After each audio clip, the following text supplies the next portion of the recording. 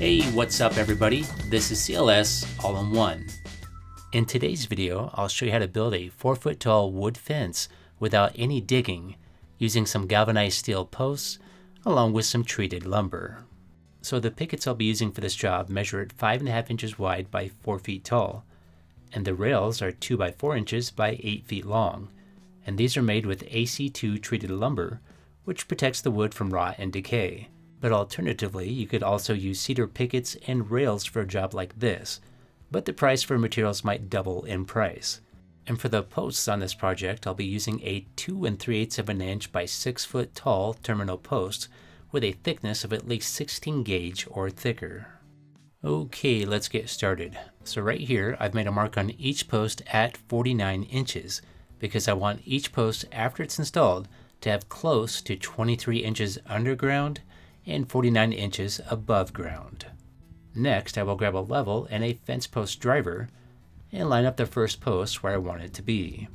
And one thing I would like to mention before starting a job like this is you should call for locates beforehand to make sure there's nothing underground that you might hit. Then, once the post is in position, I check to make sure it's close to plumb. Then begin driving the post with the driver, but only going about 4 inches at a time before checking plumb again with the level. And if it is off, I can just pull it towards the direction it needs to go while driving it to get it plumb again. Then I just keep repeating these same steps until the mark I made on the post gets about 1 inch away from the ground. So when you're driving a post into the ground like this, sometimes it goes easy and sometimes it takes a lot of effort and force, which may cause damage to the top of the post. So that's what I'm going to check on right now, since my mark on this post is about 1 inch away from the ground. And if it does have some slight damage on the top of it, I just use a sawzall to cut 1 inch away from the top. But if there is no damage, I just continue to drive the post down until the mark at the bottom is level with the ground. And here's a look at the first post after being driven to the proper depth. And this post is plumb in both directions with 49 inches above ground and around 23 inches below ground. Now from this post, I'll run a string line that connects from here to wherever I need my fence line to go, which happens to be to another section of fence. So I will just connect the other end of the string to the next post on this other section, which will give me a nice straight line to follow. But if you don't have another post to connect to like this, you can also drive a metal stake in the ground wherever you'd like your fence line to be, and tie your string line to that. Then, after setting the string line, I line up each post with 8-foot spacing and place it right next to the string line, then make sure it's plumb, then begin driving it with the fence post driver, and check for plumb around every 4 inches it gets driven down. Then from this point I just keep repeating the same steps until all my posts are in place, and as long as I follow the string line and keep the post plumb, everything will look nice and straight. So in some cases when you're driving a post, you may end up hitting some rocks or tree roots that keep you from driving the post down. In these situations you may have to just relocate the post to a shorter distance to avoid whatever's in the way. And in some situations, there may just be too many obstructions underground that will not allow this type of installation.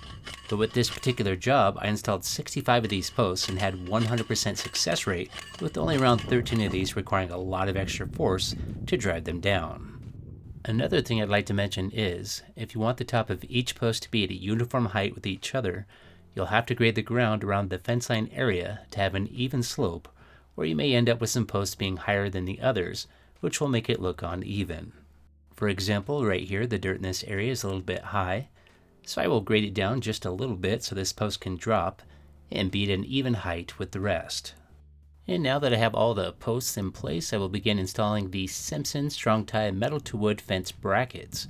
And I've been using these same type of brackets for many years, and they work really well and are super easy to use. So for a 4-foot tall wood picket fence, I like to install 2 rails with the top rail being spaced anywhere from 7 to 9 inches from the top of the post, and the bottom rail being spaced anywhere from 7 to 9 inches from the ground. Now I will go ahead and make a mark on each post at 9 inches and 39 inches measuring from the top. Then I will slide the brackets over the post and line them up with the marks, then tighten them with an 11mm socket.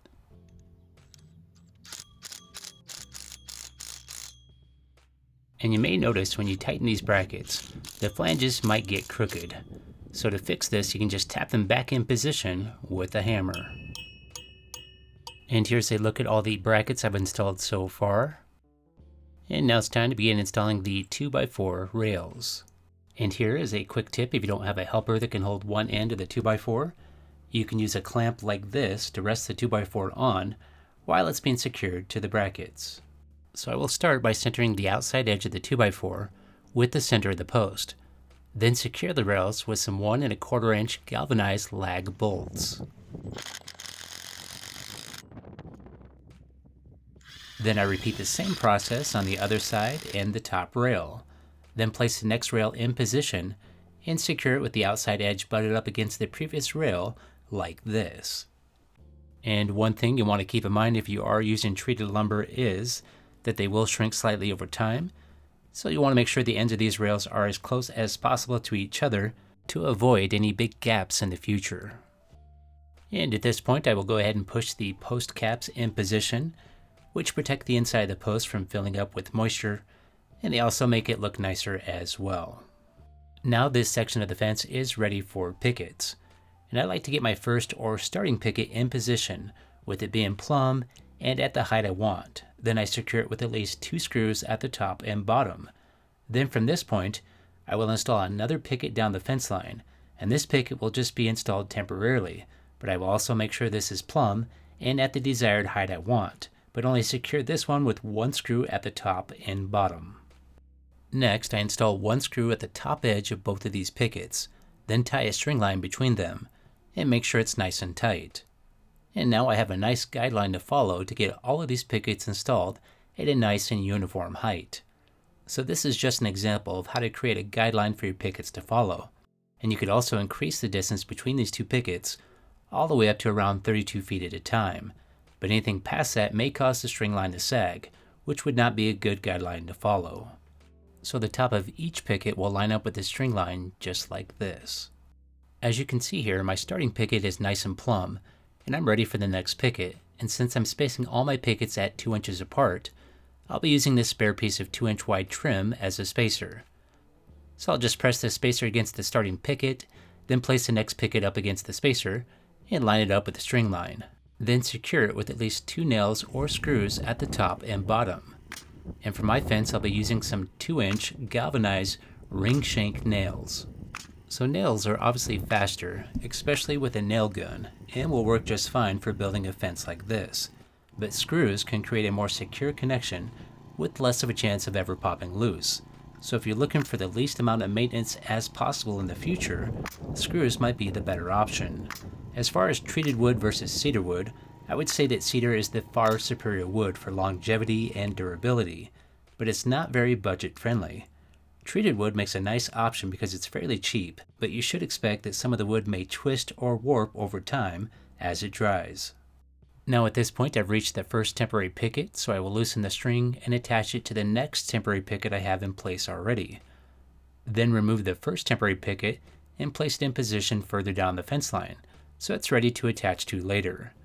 Then I will begin installing the pickets again. But I like to make sure about every 8 feet that the pickets are still plumb, so I will grab the level and check and adjust the picket if needed, then continue on. So at this point I'll just keep on doing the same thing until I reach the end of this fence run. Then after removing the last temporary picket, I can just place a level on the top edge of the pickets like this, which will create a guide to follow for the last picket. And here's a look at what I've done so far. This is close to a 90-foot section, and there's a pretty good drop from one side of this to the other. I also have another section of fence that involves a pretty big curve, which installs just like the rest of the fence, except it changes direction at each post connection. So right here you can see that I'm using the same 8-foot sections of railing to segment the curve of the sidewalk. Now I will show you how you can make a corner using these same brackets.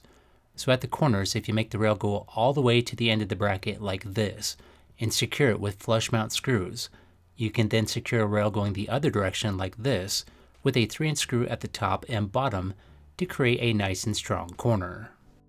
And now I will show you a few ways you can make an exposed end of the fence be flush with the post, instead of sticking past the post like this. So if you make the rail end even with the inside edge of the bracket as shown here, you can then hammer the flange against the rail. Then drill a new hole in the center and secure it with a lag bolt.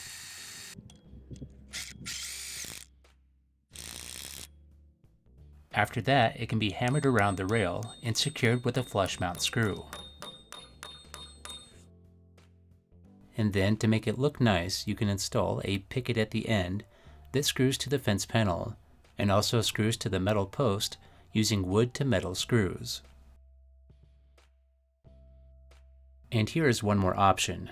You can have the last post end in the center of the rail, which requires the post to be shifted over slightly to meet the center of the rail alignment.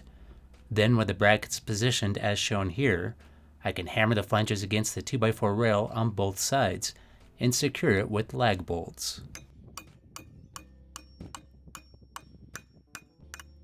So this is a few different ways you can end a fence run where the edge is exposed. And this way works really well if you happen to have a gate you're trying to install at the end, because this gives you good clearance for the gate hinges to pivot, with the rails not being right at the outside edge. Now let's discuss a few options for gates with this type of fencing. So you could just build a traditional wood gate with a wood frame and pickets, similar to this.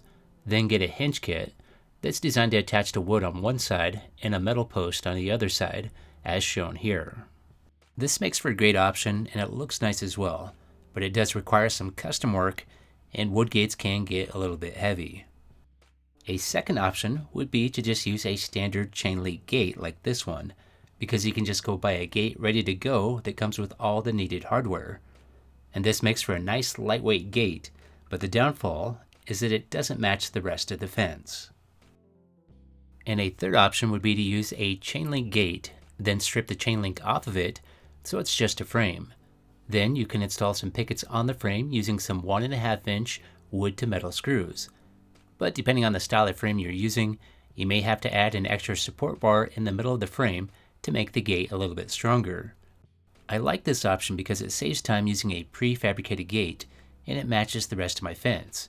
But adding wood pickets to this type of gate does make it become rather heavy, and some custom work may be involved to make this gate a little bit more functional, such as adding locking support rods to protect it from high winds, or adding a wheel to help distribute the weight of the gate so the post it's attached to doesn't have to support the entire load. Okay, I will now show you a preview of some of the gates I made for this fence, and they actually turned out to be pretty intricate, because I needed a 15-foot opening, and I could not swing the gates towards the inside of this property because the ground level gets too high, and there's also a slope going downward at the sidewalk. So I had to double hinge one of the gates so it doesn't stick out too far when it's in the open position. And now I will share with you my overall opinion about this type of fence. So building a 4-foot fence like this without digging can save a lot of time and labor, and it's plenty strong. I live in Casper, Wyoming, and quite often we get a lot of high wind along with a lot of snow in the winter.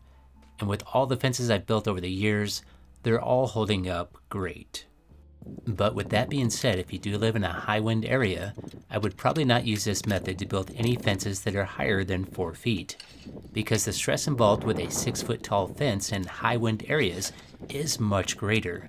So I would recommend using a post with a thicker gauge along with concrete at the base for anything above 4 feet tall and high wind areas. Okay, it's now time for me to go. If you liked this video, if you could hit that like button and please subscribe. And have yourself a great day, and I'll see you next time.